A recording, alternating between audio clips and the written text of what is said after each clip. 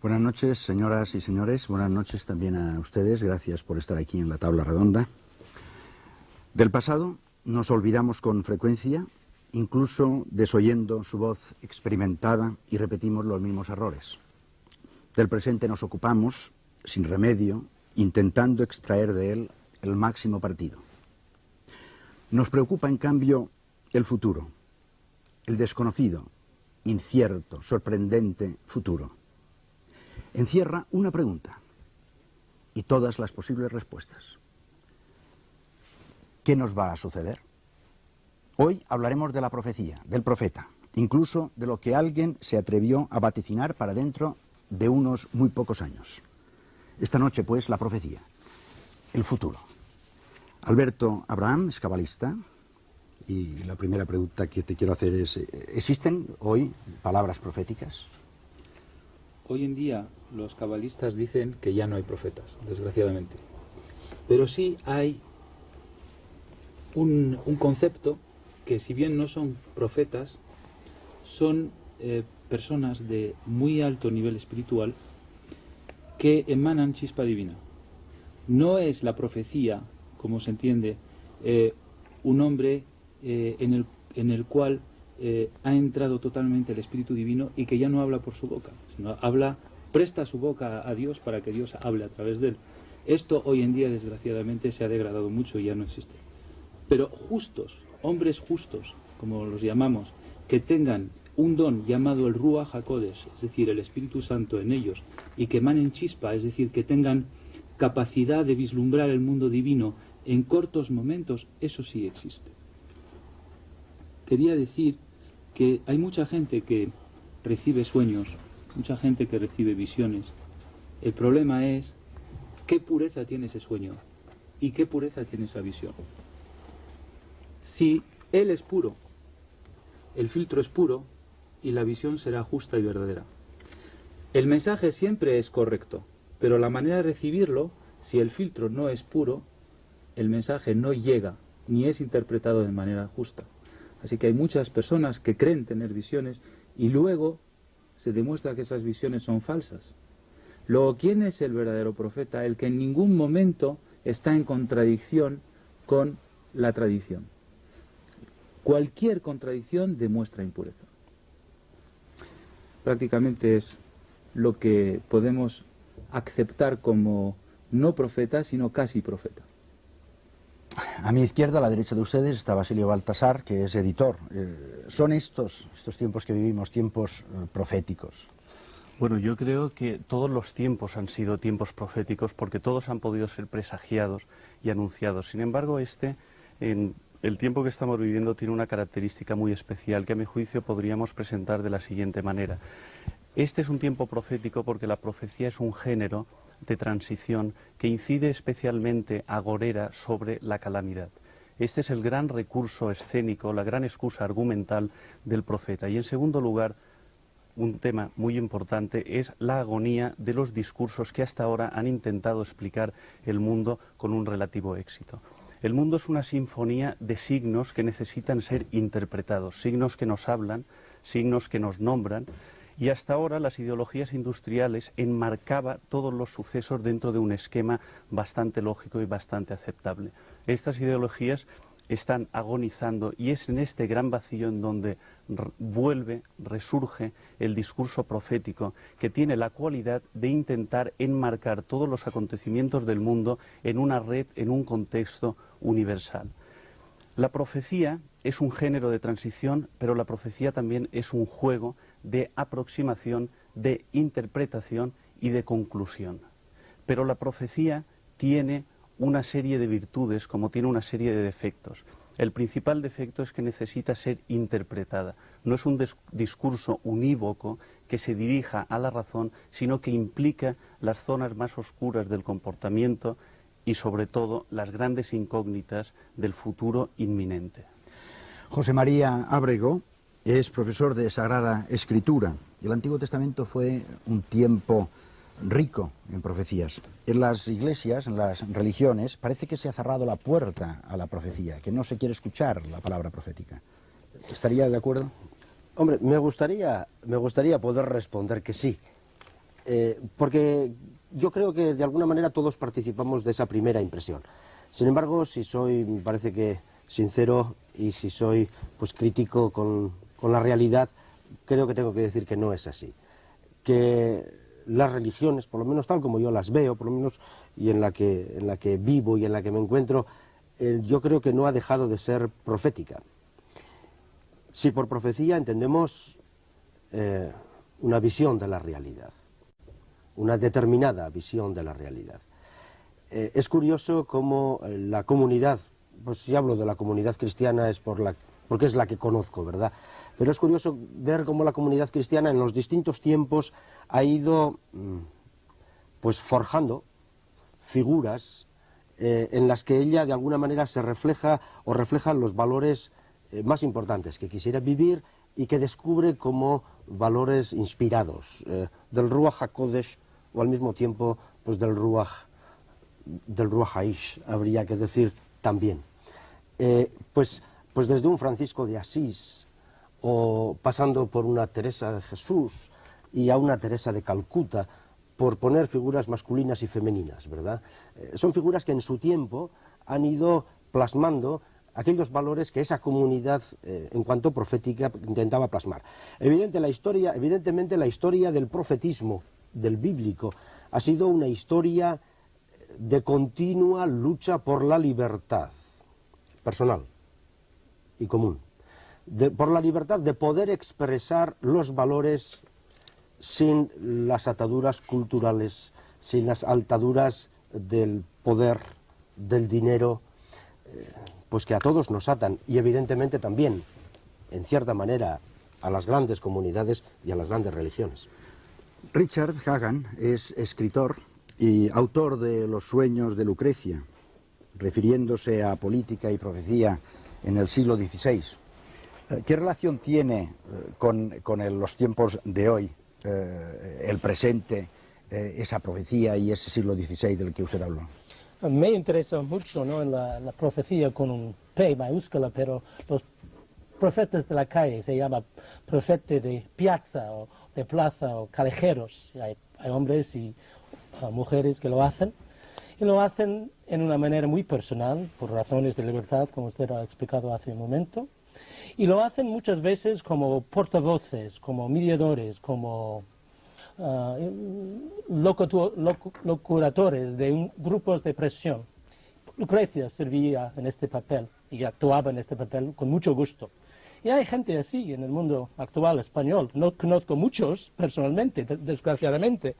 Pero hubo un cierto Ramando Gil en Valencia en el pasado mes de septiembre, un vidente del pueblo de Villalonga, que profetizó la destrucción de su zona y llevó con él, huyendo de su pueblo, 40 vecinos.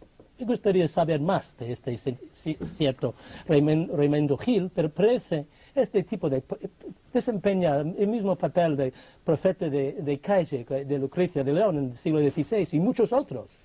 En el XVIII, XVII, XIX hay una serie continua de esos profetas que no han desaparecido. Entonces, para mí, no importa esta grande tradición bíblica, es la manera en que gente en la calle interprete esta interesante tradición y lo maneja para sus propios fines políticos.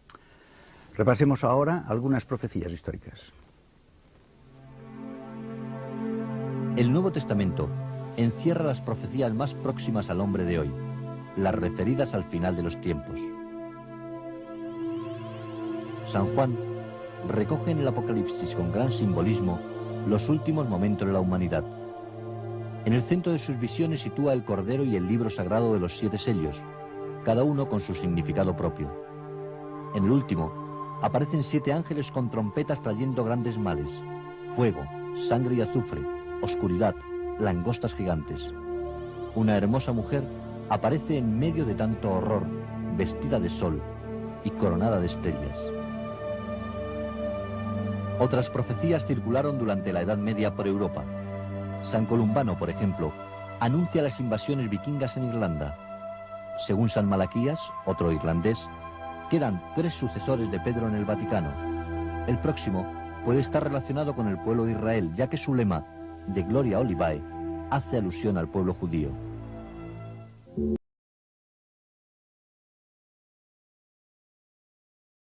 La Provenza francesa. Médico por tradición familiar, casi taumaturgo, sabe también de astronomía, botánica, griego, latín y hebreo. Debe su celebridad a sus centurias, que aún hoy se editan. Él mismo relata que una fuerza misteriosa le empujaba a escribir.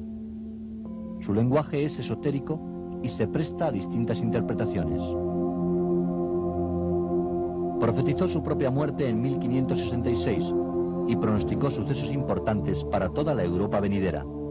La detención del rey Luis XVI de Francia, cuando intentaba huir de la Guardia Revolucionaria, la Revolución Francesa y sus graves consecuencias sociales, políticas y religiosas, el nacimiento y el reinado completo de Napoleón.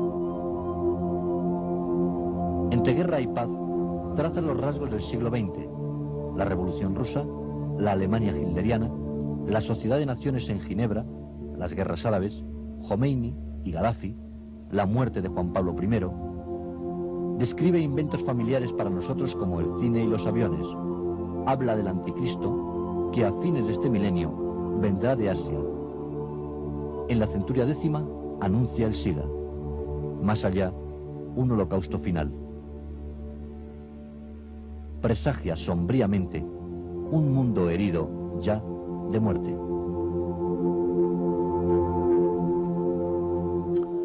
Jean-Charles de Fontbrun, con paciente meticulosidad, fue poniendo orden a las cuartetas que escribió Nostradamus y que legó a su hijo.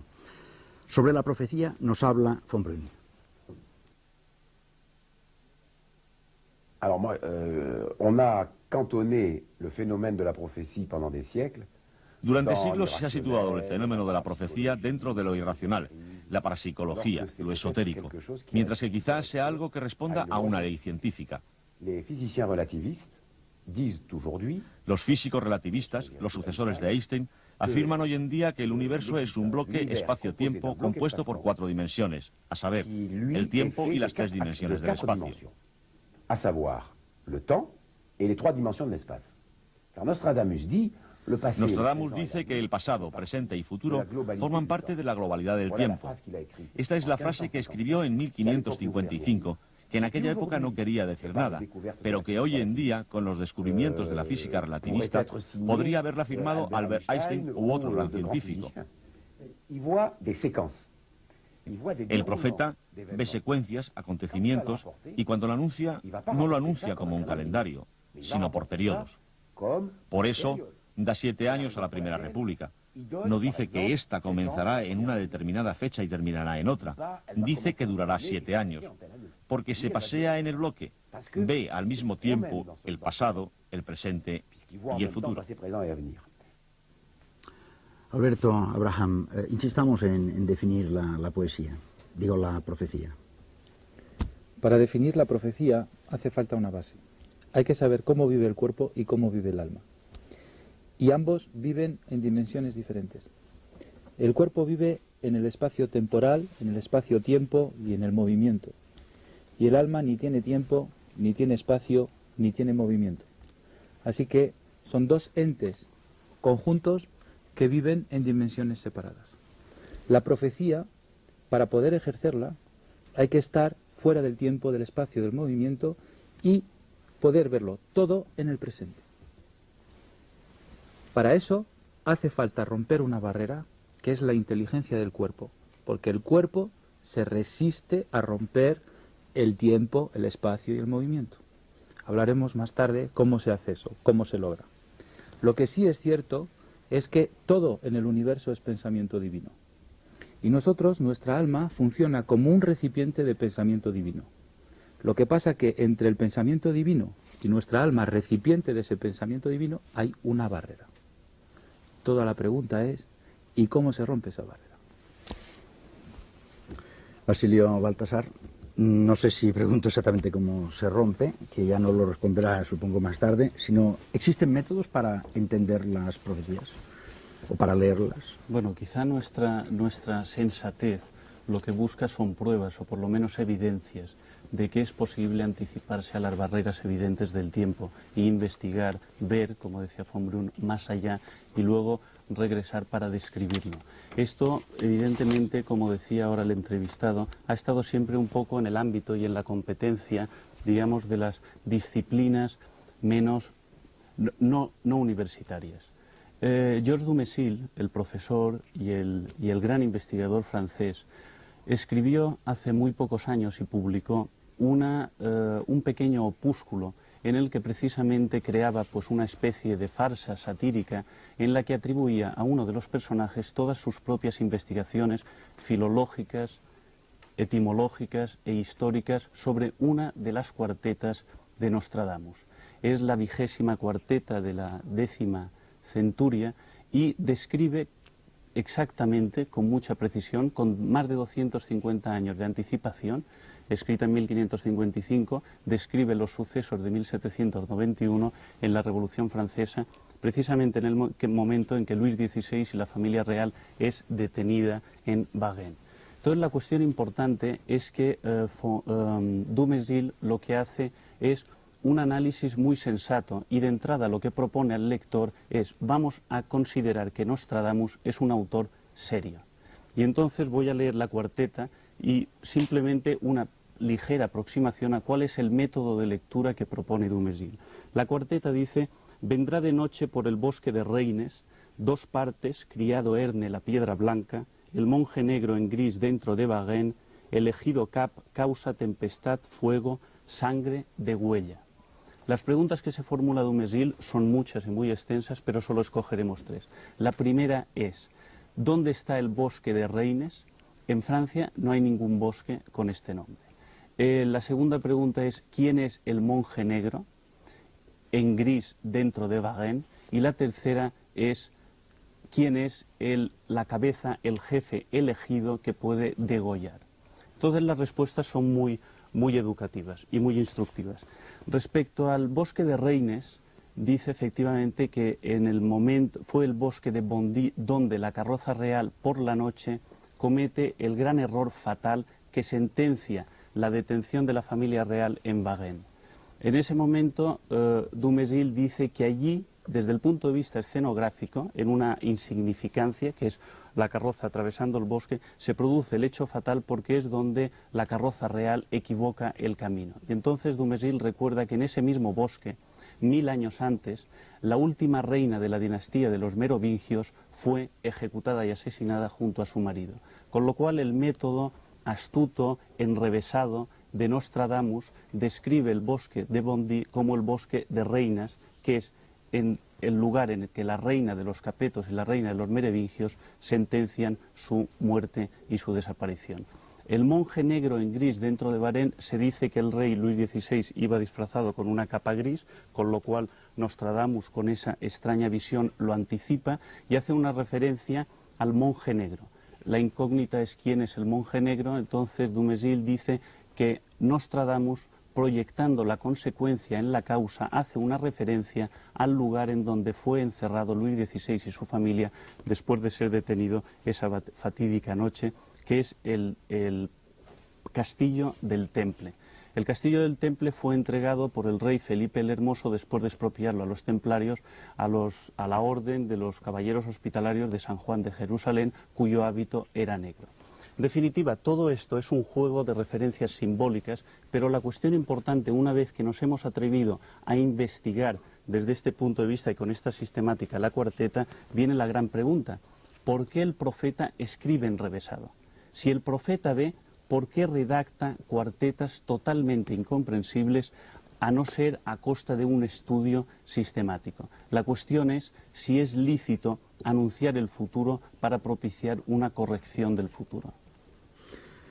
Pues viendo ustedes cómo se pueden interpretar las cuartetas de Nostradamus, escuchemos lo que nos depara el futuro según el mismo autor, Nostradamus. Aunque antes a Fembrin le hemos preguntado acerca de este inmediato pasado que fue la guerra de Kuwait, si algo decía Nostradamus. Escuchemos. Alors, justement, vous posez une question qui m'intéresse beaucoup parce que es una pregunta que suscita mi interés, porque la guerra del Golfo provocó en mi editor la obligación de reeditar por 3 veces. Hizo 3 ediciones más. Y el libro salió en Francia en 1980. La Guerra del Golfo ocurre 10 años después. En aquella época escribí que Irak se volvería contra Occidente. Y en 1980 Francia vendía armamento sofisticado a Irak.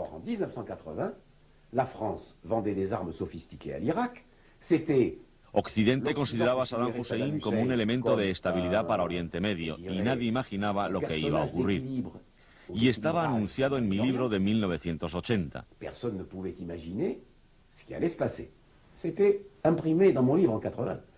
Esto demuestra que un acontecimiento podría parecer absurdo en el presente y ser una realidad histórica 10 años después. Nostradamus dice que en 1999 ocurre un conflicto general, un inmenso conflicto sobre el planeta. Ocurre antes, pero se generaliza en 1999. Nos dice que dura 27 años. Por tanto, 1999 más 27, 2026. Es decir, que se puede afirmar que tenemos una sección de la historia de 1998 al 2026 descrita con detalle por Nostradamus, pero no tenemos un calendario año por año. 1998, 1999, 2000, 2001, 2002, no, ça no. En 1992. Estamos en 1992. Nostradamus anuncia que la guerra estallará antes de 1999. ¿Qué ocurre, pues, entre 1992 y 1997? Ningún analista político puede responder. Nostradamus responde. Y responde algo que en el momento de analizarlo parece irracional, imposible, absurdo. Y eso es lo que he aprendido estudiando la profecía de Nostradamus. Et c'est ce que m'a appris cette étude sur cette prophétie de Nostradamus. Car annonçait aussi illogique. Porque también parecía ilógico imprimir en 1980 que Irak estaría en guerra con Occidente, y sin embargo ocurrió. También anuncié la caída del muro de Berlín en 1980. 15 días antes ningún analista político podía imaginarla. Y también ocurrió. Cedemos la palabra ahora a André Malví, que es escritor. ¿Cómo llegan los conocimientos proféticos a la conciencia del profeta? Verás, esto tiene que ver con un tema que no ha sido tocado aquí. Es el siguiente. Hasta ahora, quiero decir hasta hace poco tiempo, las profecías en general, todas y cada una, iban destinadas a un pueblo, un ente cultural, geográfico o humano, muy concreto, y no afectaba a los demás. Por ejemplo, las profecías van, por ejemplo, en este caso, centradas en Europa, no tocan a Australia, a África y a otras partes del mundo. Pero desde un poco de tiempo, por ejemplo, dice Abraham, no hay profetas. Es que claro, es que desde un poco de tiempo lo que vive y teme al hombre se ha mundializado. Ya el concepto local de hazañas se está diluyendo en la realidad. ¿Y cómo ocurren las profecías? Pues yo creo que existen unos egrégoras, una mente común, muy similar probablemente al famoso inconsciente colectivo de Jung, y que representa una especie de denominador común de conciencia aplicada por un grupo humano tanto a su destino como a sus raíces y a su porvenir. Al desarrollarse su historia en un ámbito geográfico bastante limitado, los parámetros que intervienen contemplan muchas cosas fijas, cosas que ya tienen su curso, y al final la profecía se introduce en los huecos de esos casi cálculos probabilistas que se podrían hacer. Cuanto más honda es la capacidad de visión del profeta, cuanto más lejano de su realidad propia se encuentra el punto de llegada de su profecía. El problema actual es que actualmente ya no tenemos entes propios, o sea, egrégoras individuales concretos para grupos humanos, pero tampoco ha empezado a existir el egregore de toda la humanidad. Creo que estamos en los albores, en la niñez de un nuevo ser que va a abarcar la totalidad del planeta, y probablemente que dentro de unos años nos daremos cuenta, puede ser que a mi gran pesar, de que unos cuantos personajes que son y fueron profetas, pero no fueron considerados como tales, porque lo que decían no tenía nada que ver con las referencias disponibles, se va a poder averiguar que efectivamente tenían razón. Creo además que en lo que toca a Nostradamus, muchas de las cosas que dice habría que volverlas a interpretar desde el punto de vista de un boshiman, de un aborigen, o de un señor de Jamaica, y de otro de Java, y de otro de India y de China. ¿Por qué? Porque también se puede aplicar lecturas más locales, ¿no?, a esos tipos de trabajos. Y entre otras cosas porque creo que existen imágenes del destino comunes a cualquier grupo humano. Alberto Abraham, ya puede desvelarnos el misterio que antes ha dejado usted en suspenso en su última respuesta. ¿Se puede llegar a ser profeta? ¿Hay métodos para ser profeta? Esta sabiduría viene por la vía cabalística. ¿Y quién es cabalista? ¿Quién es cabalista? El que aprende de otro cabalista. Uno de mis grandes maestros, el Rav Berg, me explicó que nuestra parte material, nuestra parte física, nos inyecta pensamientos de deseo de recibir. Y ahí reside todas estas barreras, que son el orgullo, la envidia, el odio, la cólera, la avaricia, etc. Sin embargo, dentro de nosotros tenemos otro deseo, no solo el deseo de recibir, tenemos el deseo de compartir. Y ese deseo de compartir está aprisionado. Y si lo dejamos salir, entonces nos vamos a acercar a Dios, nos vamos a acercar a la divinidad y vamos a ver la vida de otra manera. Pero ¿cómo se puede hacer florecer el deseo de compartir?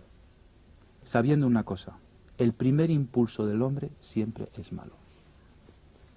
Hay que esperar el segundo impulso. La cólera es siempre un primer impulso. La avaricia es el primer impulso. Si sabemos frenar el primer impulso del cuerpo, aparece el segundo impulso del alma. Y allí es donde rompemos la barrera, hacemos una rasgadura y entra luz divina. Esto es uno de los grandes secretos. El segundo secreto es que cuanto más menguamos la materia, más energía se manifiesta. Hoy en día el microchip tiene una base material tremendamente pequeñita con una información inmensa. Una fibra óptica es tremendamente fina con una información inmensa. Antes de hacer estos descubrimientos hacían falta bases materiales muy grandes, tubos muy gordos, y hemos aprendido a disminuir la materia para meter mucha más energía. Pues esto es lo que nos pasa con nosotros. Si nosotros disminuimos nuestra materia, nuestro primer impulso, aparece una enorme energía. Y ahí nos acercamos a la profecía. Andrea Malví, ¿y de qué manera, ya tenemos el profeta, el que logra serlo, de qué manera se producen las interacciones entre la conciencia del individuo y las estructuras del tiempo, de la que ya hemos hablado, pasado, presente, futuro? Verás, yo creo que lo que ocurre, que además pone en juego la libertad individual, ¿no?, frente al determinismo, porque es también un problema enorme. Ocurre como, imagínate, un barco de 40 kilómetros de largo y 10 de ancho. Va desde Europa hacia América. Y sobre este barco, este sitio grande, hay personas que corren al revés de la carrera del barco. Tienen libertad de ir a donde les dé la gana, hacer lo que quieren sobre el barco, que tiene un espacio en el cual mucha gente todavía en España ha desarrollado su vida, ¿eh? Pero a pesar de todo, van hacia América. La relación entre el tiempo como ente disponible que plasmamos por nuestros actos y el tiempo profético, que diferencia mucho la profecía de la predicción, que no hay que confundir nunca, es exactamente esta relación. Yo creo que el concepto muy importante es el de local y global. La profecía es global porque dirige hacia el universal. La predicción es local porque tiene que ver con, puede ser que a veces incluso un cálculo. Y yo pienso que además de esto, en el ser humano existen unas secuencias muy concretas. Mira, hay un premio Nobel, que es Sir John Eccles, premio Nobel de Biología, que ha descubierto una cosa alucinante, que es que existe en el cerebro una zona, que es la área psicomotoria secundaria, en la cual aparece una actividad eléctrica después de que se ha iniciado un comportamiento que implica un fenómeno conceptual. Fantástico es que esto implica de que el pensamiento está fuera del cuerpo y abundo en su dirección. También hay que darse cuenta que muchas descripciones que parecían totalmente locas de lo que puede ser la estructura fina del tiempo, ahora está empezando a parecerse mucho a lo que discutan los gnósticos de Princeton, los premios Nobel, la gente que trabaja y habla de mecánica cuántica. Sin aburrir la gente, consiste a decir de que según la cantidad de datos que se contempla, evidentemente se pueden confundir las cosas. Y no es una broma lo que voy a decir, es muy importante. Verás, si solo miras las jorobas, es muy fácil de confundir un camello con un cacahuete. Evidentemente no funciona nunca. Creo que en la lectura de las profecías y en al acercarse a la estructura del tiempo, tenemos que tener un cuidado enorme a no confundir nunca camellos con cacahuetes. Richard Kagan, ¿cuál sería la función del profeta? Vale. Que no se confunda. Exactamente. Estoy de acuerdo que hay que estudiar los profetas y las profecías dentro de un ámbito bastante limitado o local en muchos casos. Pero hay muchos papeles de la profecía. Hay profetas que apoyan el sistema social, el político. Todos los reyes de España, desde el siglo XIII hasta el siglo XVII, al momento de su nacimiento, hubo gente, escritores, más o menos cronistas de la corte, adivinando que este va a ser el rey que va a terminar con la reconquista, va a ser el último emperador mundial. Hay muchos profetas de este tipo, donde es una función que apoyan el sistema, pero a la vez hay los otros, los profetas de protesta que usan la profecía para atacar este mismo sistema. Entonces podemos imaginar que en Madrid en el siglo XVI o aún en el siglo XX podemos tener dos personas diciendo que soy profeta, uno diciendo que mira, este sistema es magnífico, y el otro que mira, este sistema es un fatal, es una porquería, y el apocalipsis va a venir mañana para nuestros pecados. Porque hay muchos de esos profetas, sobre todo esos profetas callejeros, sirven, o son, como he dicho antes, son los portavoces de varios intereses, grupos de presión, ideas que ya están en el aire, están disponibles a todos. Y es una manera de manipularles y para usar una palabra que puede tener dificultad en el castellano, para es imposible, para dar una... Legitimizar. Exactamente.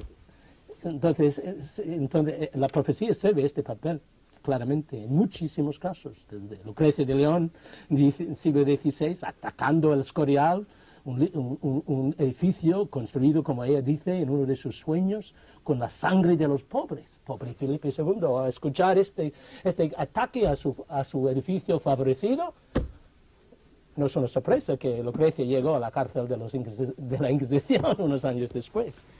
En consonancia con el tema de esta noche, escuchemos interpretar la obra Sibilas de Orlando de Lasso del siglo XVI.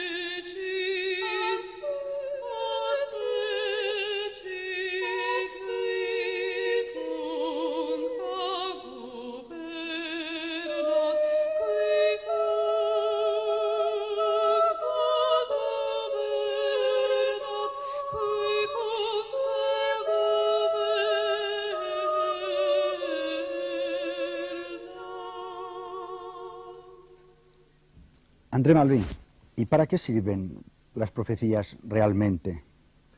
Verás, yo creo, admitiendo, porque soy convencido y a pesar de ser un poco a veces puntiagudo, soy bastante creyente. Y creo que las profecías tienen como, los profetas, más que las profecías, tienen como función la de inductor de conciencia.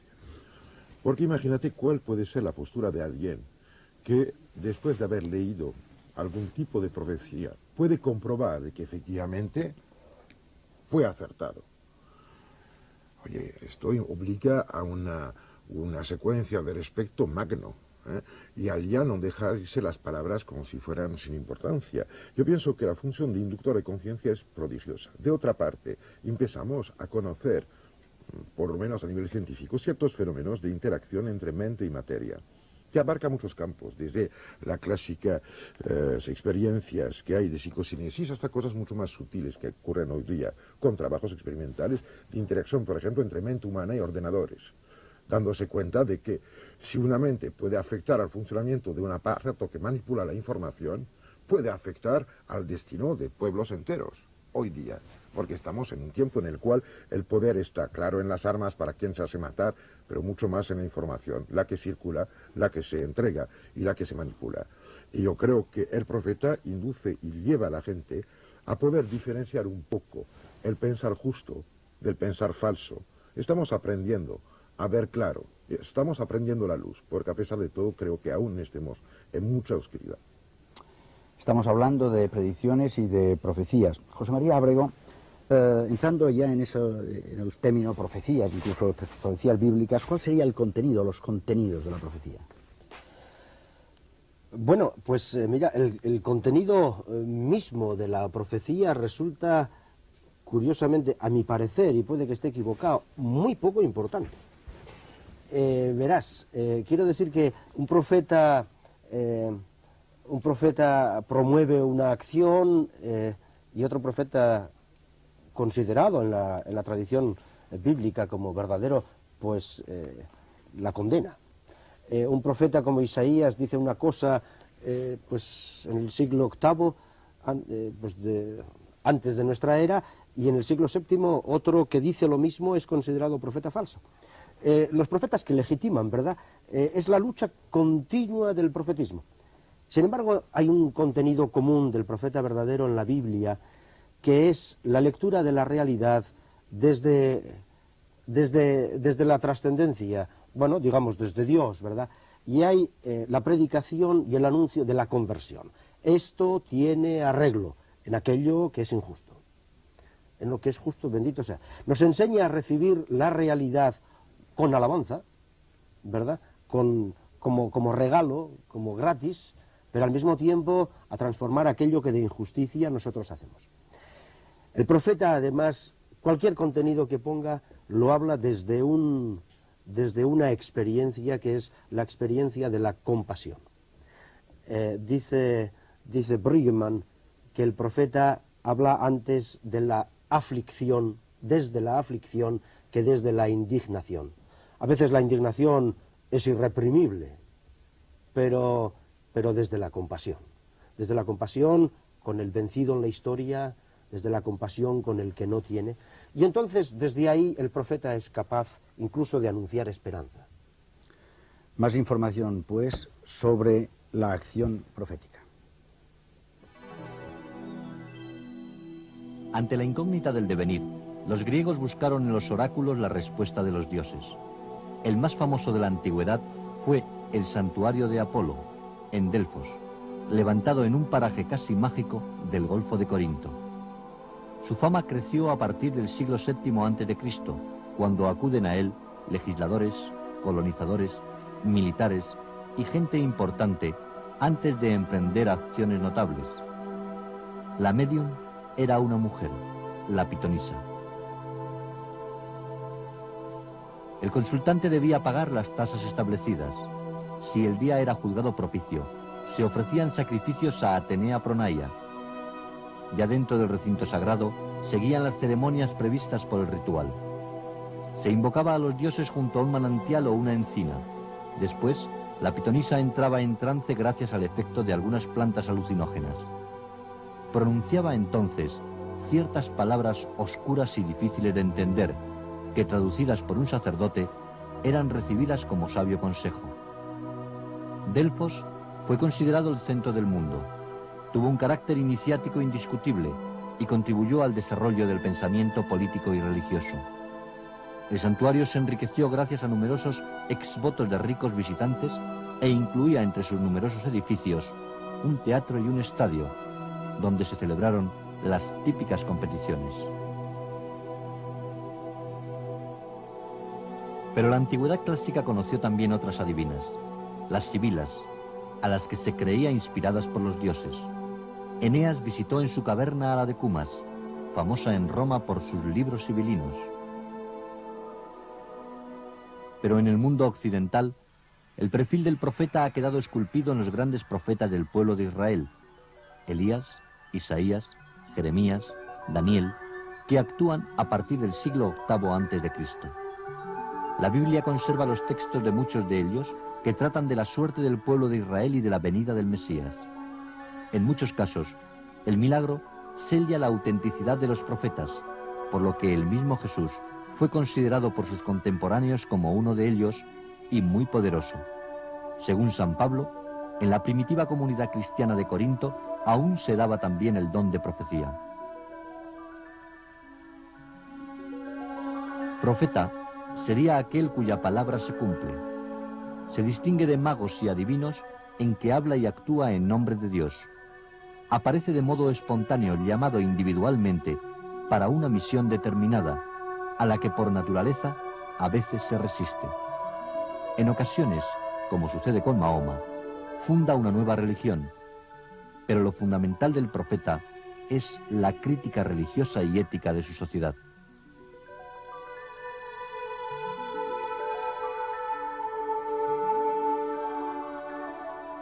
José María Abrego, es curioso lo que acabamos de escuchar ahora al final, que el profeta a veces se resiste, no quiere ser profeta. ¿Cuáles serían las características de los profetas que se han citado de la Biblia? Yo creo que se resiste por principio. Yo estaría casi de acuerdo con todo lo que se ha dicho ahí, por lo menos he escuchado así de repente y sin mayor reflexión sobre el texto, pero desde luego el profeta no es el adivino, no es el soñador, que estaban prohibidos en la época profética en la Biblia, no es el apocalíptico, aunque hay profetas que tienen pues visiones y sueños. El profeta es el que estudia, el que da un mensaje sobre la realidad, como decía antes, que le viene dado.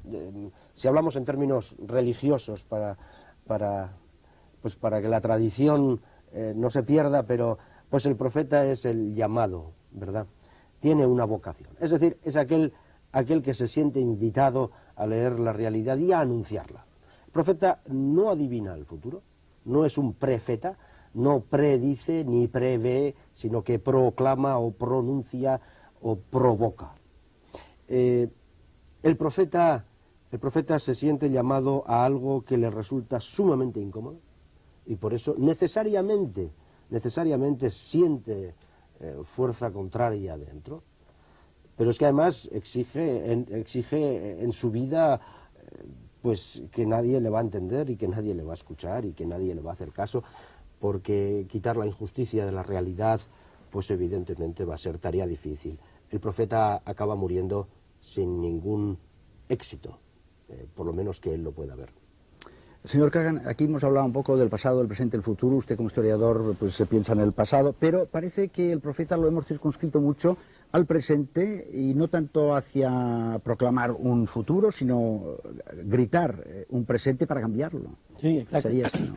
Exactamente, porque es un tipo de espejo de una cierta situación social o política o religiosa. Y entonces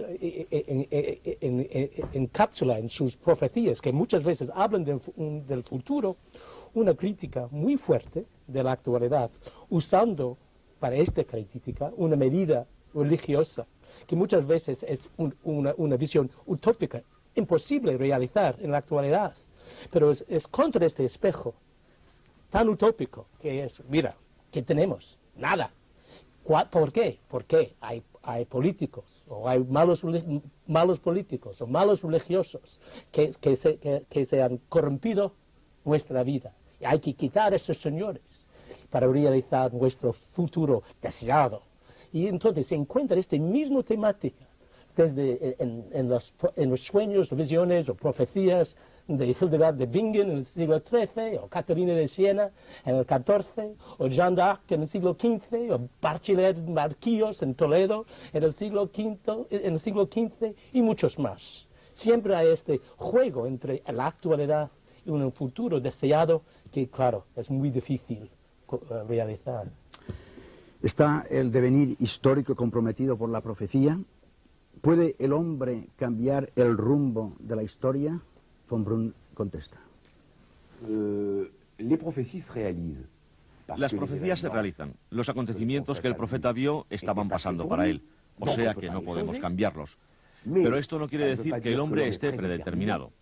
Esto es muy importante porque Nostradamus habla del libre albedrío, habla de la profecía y del libre albedrío, y dice que el hombre goza del libre albedrío. Por tanto, el fin de su profecía es denunciar las locuras que los hombres han cometido, cuando en su época, en 1555, todavía no se han cometido, pero estas locuras las cometen libremente. Los grandes libros de Nostradamus, de Malaquías, del Apocalipsis e incluso de las profecías del Antiguo Testamento, Ezequiel, Jeremías, etc., coinciden en anunciar lo mismo, es decir, el final de la era cristiana. Nostradamus y el Apocalipsis anuncian el final de las guerras, la primera resurrección, la paz universal, y al final de cuentas el Apocalipsis que habla de Satanás, es decir, de las fuerzas de destrucción. Es decir, se trata del mismo mensaje pero con vocablos diferentes, pero las líneas maestras son las mismas.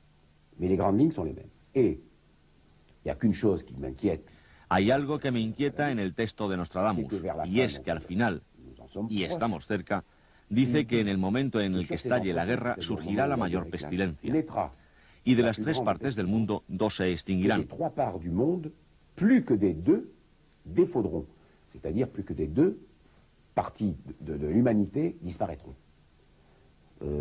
Imaginará usted el daño que eso representa, y dice pestilencia.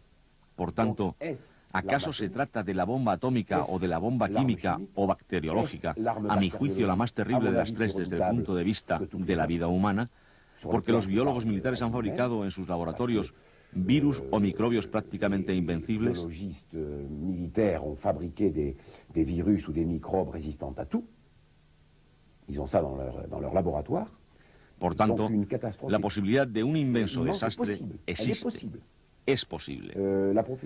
Para terminar, deseo ardientemente que los jefes de Estado se conciencien y detengan el proceso. ¿Son lo suficientemente sabios para hacerlo? Esta es la cuestión. Y arrêtent le processus. Ont-ils assez de sagesse pour le faire? Ça, là est la question. Basilio Baltasar, estamos en este buque, en esta nave de la que decía Malví, de la que podemos movernos, pero que el rumbo sigue fijo hacia su meta. Bueno, a mi juicio lo que nos vincula especialmente a los cumplimientos probables de la profecía es especialmente el remordimiento, que es el rumor de las culpas pasadas. El fundamento de la ideología industrial era la ilusión de la voluntad, pero el fundamento del éxito de la profecía, del lenguaje de la profecía, es la acumulación del remordimiento, es decir, del miedo. Es cierto que los profetas, con un verbo muy enérgico y muy firme, denunciaban las perversas corrupciones de los poderosos, pero también y especialmente los minúsculos pecados de la gente, que es a fin de cuentas lo que sostiene la corrupción pública. Lo importante de la profecía es que efectivamente no anuncia nada, pero anticipa los frutos futuros de la acción presente. Por alguna extraña razón el profeta comprende muy bien la ley de causa y efecto y es capaz de describirla con detalles prodigiosos. El profeta Habacuc escribió: la visión no se refiere a un tiempo determinado, mas al final hablará y no mentirá. Hay que mantenerse a la espera, sin embargo, porque vendrá con toda seguridad. Les deseo que vivan el tiempo de espera serenamente. Buenas noches y hasta la próxima semana en la Tabla Redonda.